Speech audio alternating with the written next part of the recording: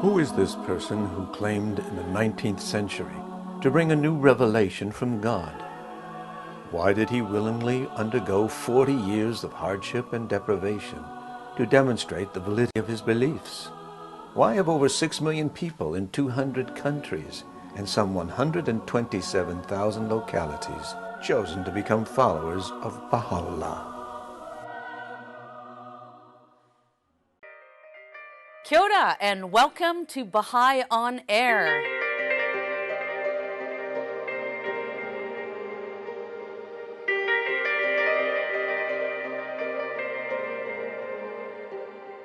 We're coming to you live from our annual Baha'i Summer School. This year we're holding it in Hamilton, or as some of you may know it, H-Town or the Tron.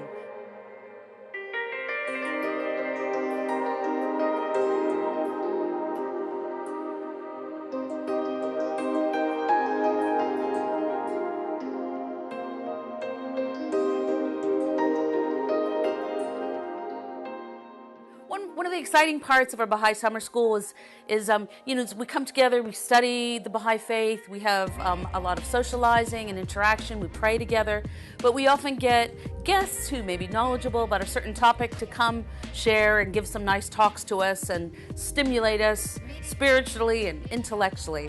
And so our two guest speakers that have joined us at this summer school are Alan and Muna Waters, originally from Australia, but we'll learn a little bit more about them. And they were at our summer school talking about the forces of light and darkness, as well as the religion of Islam.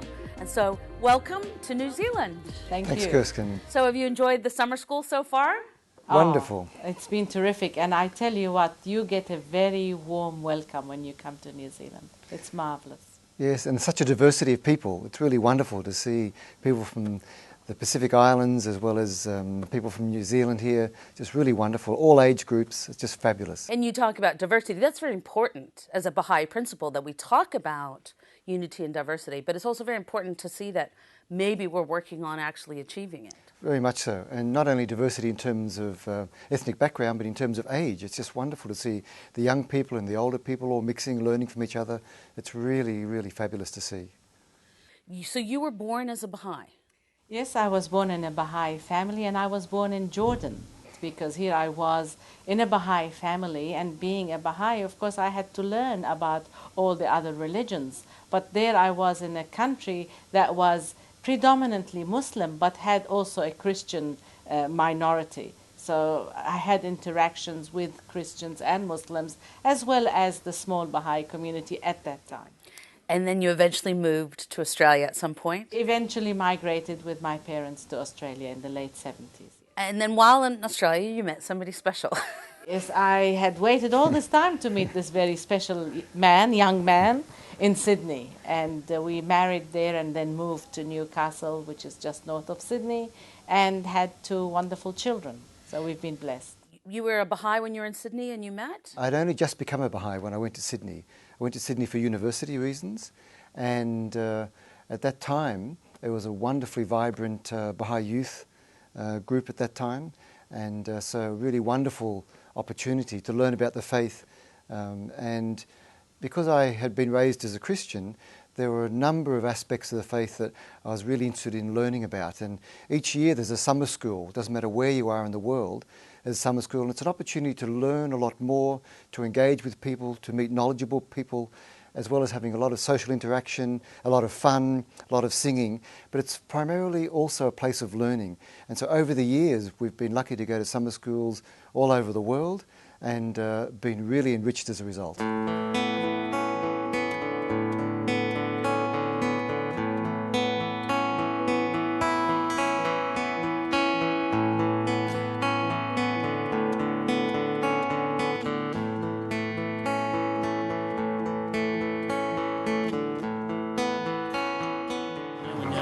We don't know who these people are, where they turn up, and it's a nice way of interacting and at a summer school and networking, getting to know people.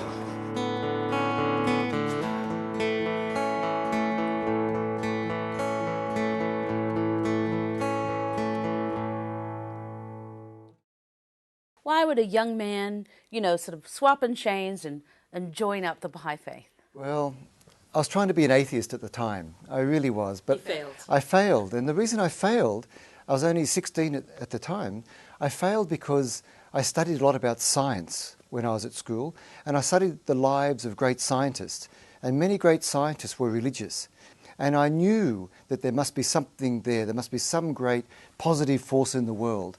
And so I couldn't be an atheist. But then I heard of this word agnostic, and that was wonderful. I could believe in another being, I could believe in some great force, but I guess the way that I'd been raised up, I had a bit of dissatisfaction with regards to the way the Christianity was taught. But when I came across the Baha'i teachings, they were so logical, they were so clear that this is what the world needed, that I was able to, after a period of a year or so, realise that Baha'u'llah, the founder of the Baha'i Faith, really did have a message for this time. The Son of Spirit, with the joyful tidings of light, I hail thee, rejoice. The Son of Spirit, with the joyful tidings of light, I hail thee, rejoice. To the courts of holiness I summon thee. Abide therein that thou mayest live in peace forevermore. Mayest live in peace forevermore.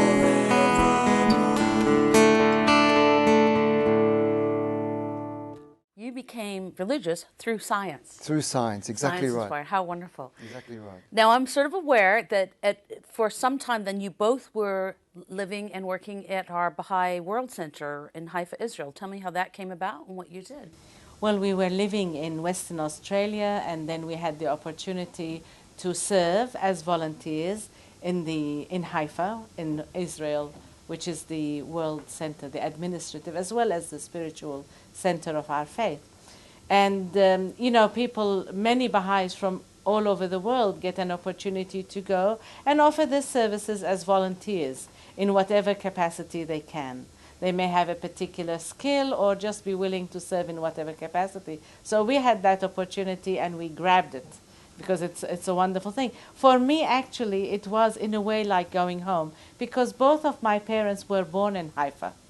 At that time, it was called Palestine. So it was kind of neat to go and stay for 5 years as volunteers in that wonderful part of the world.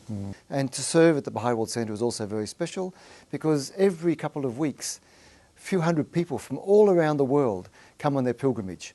And so you see the whole of mankind, the diversity of mankind, come and really have a great, wonderful spiritual experience in terms of their pilgrimage. They come in order to visit places associated with the early history of the Baha'i Faith and to really take nourishment from the spirit of the shrines that are there at the Baha'i World Center. So there's these beautiful buildings and people can see them. And so, what do Baha'is do when they go there and they're visiting these places? Well, one of the places, of course, in Haifa that stands out, and it's one of the beautiful sites, if you like, landmarks in Haifa, is a beautiful cascading gardens, terraces, with a beautiful white shrine with a golden dome. That is the shrine or the resting place where the remains of the herald prophet of the Baha'i Faith, called the Bab, are entombed in that place. And it's a wonderful place to go and pay homage. It's a holy, sacred place, and it's right in the heart of Mount Carmel.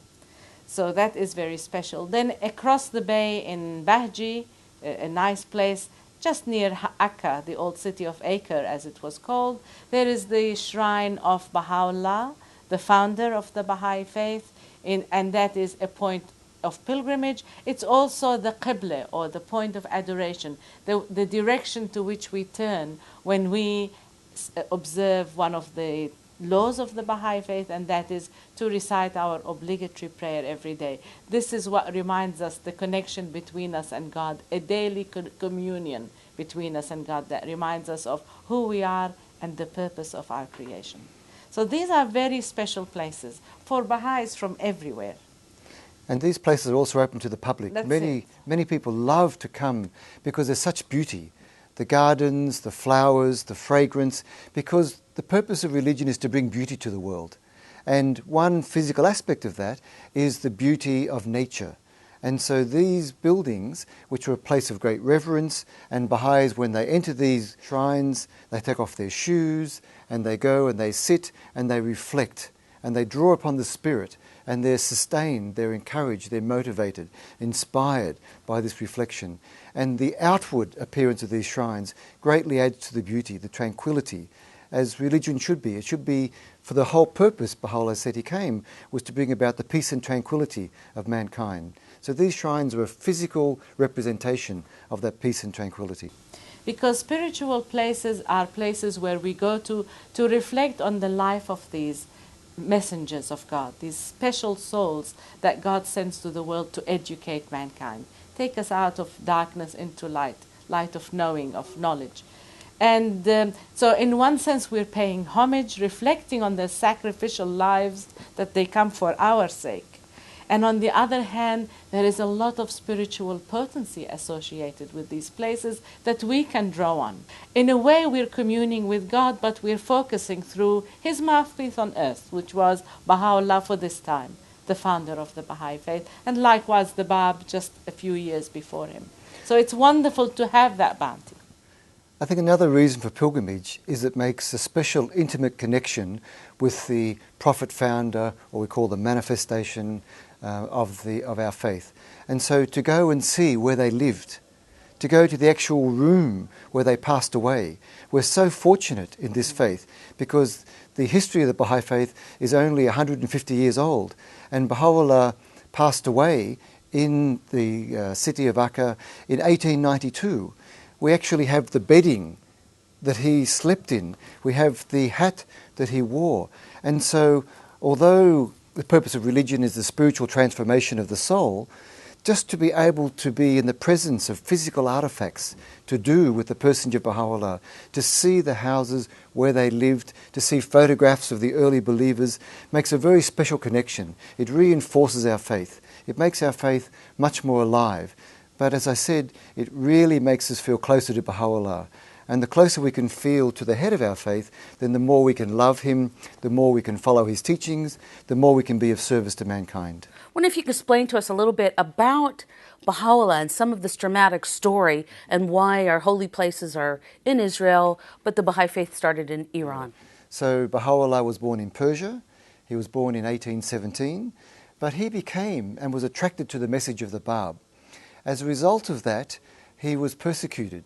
And as he was seen to be a threat to the Islamic clergy of Persia at the time, they banished him. First of all to Iraq, and then later on to the Turkish Empire, and then as far away to the most desolate spot in the world at that time, and that was the prison city of Akka, which was in Palestine, part of the Turkish Empire. And they hoped that by sending Baha'u'llah to Akka, his message would die with him within the prison city. But this was not God's plan. And no matter where Baha'u'llah went, his followers would come and his message would go back and create hope and inspiration. And so instead of actually ensuring the Baha'i Faith died out, what actually happened was that within Akka, Baha'u'llah was able to write to the kings and rulers of the world. He was able to receive pilgrims that came and visit him at that time. That was the beginning of the pilgrimage to Akka at that time. And as a result, his message spread all over the world. But he's buried in what is now the present state of Israel because he passed away in Palestine in 1892. It was not of his choosing to be sent there. And yet I understand that it fulfills a lot of biblical prophecies. That, this mountain of the Lord, Mount Carmel and the Holy Land, that they will receive the coming of the Father. And so there's lots of biblical prophecies being fulfilled by the people who wanted to suppress this new faith, forcing him to leave his homeland to come. It's not like he chose to travel to fulfill prophecies, and yet against his will, he was banished, and they ended up just doing what really God wanted to happen, which is what humanity finds time and time again. We end up doing what God wants us to do. With talking to you, we've already learned a few things about what Baha'is do. They pray, they might go on pilgrimage, they study, they get married, they might go to a summer school. And you've gone to work at Haifa. So where do you live now?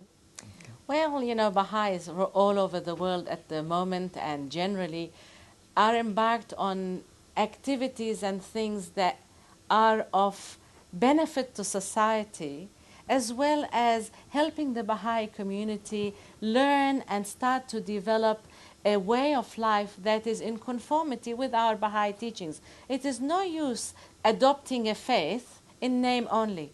That does not help you or help humanity, because we sincerely believe that the teachings of Baha'u'llah, though in spiritual essence echoing all the spiritual truths in all the religions, because they after all come from God, and yet in the other teachings, the social aspects, they really address how humanity, where it should move to, how we should cope with what is happening, and what is God's will for us. And we believe strongly that what the next step is for humanity is the unification of the human race. The oneness of mankind at the same time is a guiding principle in all we do, and the ultimate goal of what we are trying to achieve to do, which is in itself a very interesting concept. And in order to do that, Baha'is are working at the grassroots level. So Baha'is all around the world are very much involved in community building. We're about ensuring that the communities, the neighbourhoods that we live in, are sustained through spiritual activities. Now, some of these activities involve coming together and reading the Word of God, coming together and discussing what these passages mean, having devotional gatherings where we come together and ask for God's assistance. Powerless as I am to discover any other way except the way which thou didst set. Where we have classes for the spiritual education of children, for the moral training of youth and junior youth, and for activities leading towards, at this stage, modest but important social and economic development activities so that the whole community benefits. And right around the world, it doesn't matter where you are, where we are in Western Australia, in cities in New Zealand, if we're in Africa, if we were in South America, Baha'i communities are doing all these kinds of community activities looking at building trust, relationship, friendship, understanding between the peoples living in the neighbourhood. So what sort of town do you guys live in now? I mean, I know you've lived in Jordan and other places around the world. You guys have lived in Sydney, you've lived in Haifa. What sort of town do you live in now? And then how do those activities play out where you live? Well, we've just recently moved into the small town south of Perth. It's called Esperance, and it's on the Great Southern Ocean, and it is beautiful. So between us and Antarctica is just a lot of cold water and occasional, seal or what. But A few whales come from time to time, yeah, yes. Oh, yeah, we get whales too. Beautiful. Very friendly people, very open, very welcoming people. But we have only been there just a few months. So what we're trying to do is, like anybody going anywhere, make connections with people. We belong to that community, and we just want to work with them to help develop a better life, a better community for all the people of Esperance. We can work together to improve the lot for everybody, because really that is what religion should be. It should also be trying to make our life a better life. A lot of people are not happy with what's happening, but we can't just wait for governments to do things. It starts with us, how we interact with each other. So two things that we've been able to do is, first of all, have a lot of very interesting discussions. One of the things that Baha'is like to do is to look at the problems in the world, looking at the things that are affecting the lives of people, and offer some Baha'i principles that may assist that. And so we've had wonderful discourse with a whole range of people about issues that they're concerned with. The other thing, of course, that you can do immediately is be of service to the community. And this is very much emphasized in Baha'i writing. So we can immediately be of service. So we've looked at a number of avenues where we've been able to help out and assist the community in terms of doing activities in the community that will build greater relationship, be of real service to the community. The theme of your talks while you were here at the summer school here in New Zealand was called Forces of Our Time. And this was really big about forces of light and darkness and the purpose of religion. Do you want to just tell our audience a little bit about what this talk was about? The talk was based on the Baha'i understanding that when a new messenger of God comes, great spiritual forces are released into the world. And these forces permeate every atom of existence. It says, in essence, when the messenger of God comes, he comes for the transformation of humanity. And that comes one heart at a time.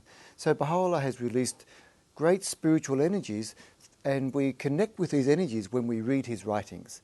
So although he chanted and wrote these wonderful teachings that we have, when we read them now, we connect with these spiritual energies. And so what we see is a world in transition. Baha'u'llah has called for the unification of mankind. And yet we see in the world a number of circumstances where people are very comfortable with the way things were, and yet these are barriers to the unification. And as a result of that, we see a lot of corruption in the world. We see a lot of dark forces in terms of prejudice, racialism. We see communities unable to work together. We see economic problems. We see all these problems we see as mankind dying to be led to unity. And so what Baha'u'llah and the purpose of the Baha'i Faith is to understand these great forces that have been released in the world. We live in a tumultuous world, not only in terms of all the great earthquakes and floods and famines, all these things which are affecting mankind, some of them sent by God, but really others of man doing. Because of war, famine results. Because of war, we have a great dislocation of people. Number of refugees around the world is daily increasing. These are great social problems for humanity.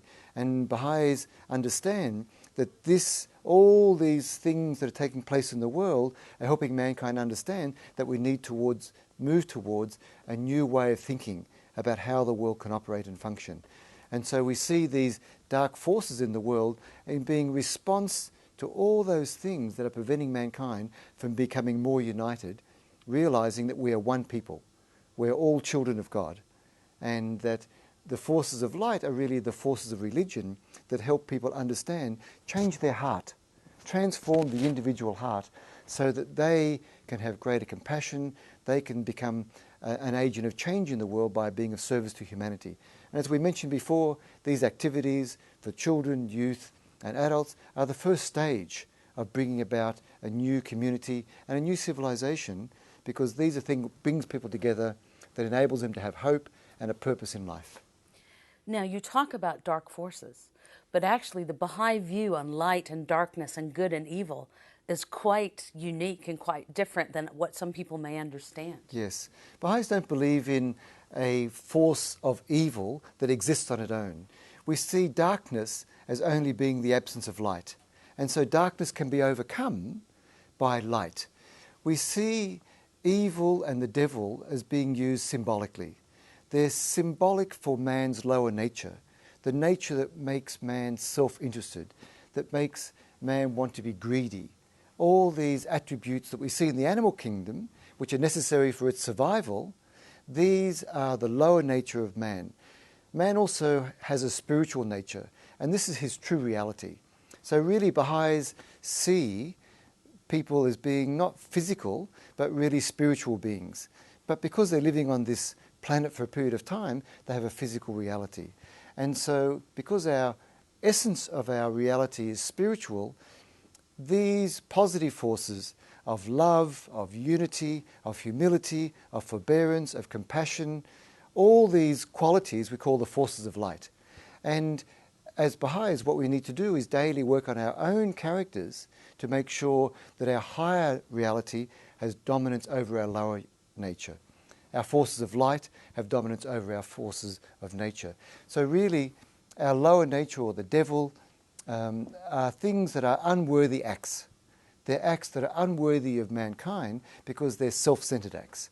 And the positive high nature of man has to overcome and do battle in order that we bring about a greater level of cooperation, of unity, of feeling of oneness amongst our own family, amongst our own neighbours, and eventually the entire world. And to also be at peace with ourselves, because we as human beings know when we're doing something that's not worthy. We might try to overlook, to distract ourselves with other things, but inner peace and tranquility of the individual comes from when he behaves in a noble way. And Baha'u'llah says that irreligion is the main cause of this. The people have lost or don't have an understanding of what true religion is about. And that for some people it's a very passive thing where they go to a church or they go to a synagogue or they go to a mosque or they go to some other place and they sit and listen to what people say and then they think, I've done that, that's religion finished for the week, and then I get on with the rest of my life. Whereas the Baha'i sense of religion is far more than that. Baha'u'llah said, noble have I created thee, yet thou hast abased thyself. And so it's about understanding that we have within us things that need to improve and working on those. And when we do that, then we can become a source of joy and happiness to other people. We share this light with other people. Now, everything you say sounds so beautiful, but you said that irreligion is one of the major, causes of harm. But you've got to know that many people would see religion behind many of these wars, poverty, some of the craziness and the inhumanity of people's treatment. So how do you respond to that when it looks like religion is sort of tied up in some of the bad things that's happening? We find wherever we go and travel that one of the first things you need to do when you talk about religion is define what you mean. When you look at the major religions of the world, if you can find, some of them are very old, the true teachings of the founder prophet of that religion, you find there is a common thread, it's often called the golden rule, that binds them all together. You can tell that these things all are saying the same spiritual truth. Love your fellow man. Treat him like you wish to be treated. God created you out of love. Love and worship and honor your parents. All these things, they all resonate. Then there is that side that man-made adds on. People who want to reach a certain purpose or aim and will use any means can often use religion. Religion has been misinterpreted many times. So he sends the next messenger to remind us of the same spiritual truth, because we really are developing as a humanity, gives us a bigger dimension of it, and then give us the social teachings that we need at that particular juncture. Baha'u'llah says, every messenger of God was like a divine physician. He knew what that age, what its malady, its illness was. He has his finger on the pulse. He knows exactly what to prescribe. And the maladies of the days of Moses are different from the maladies of the days of Muhammad and of the days that we now are living, the days of Baha'u'llah. So why would the script be the same? If it is the same, you think something is wrong. The illnesses are different. So the prescription has to also be different according to the needs.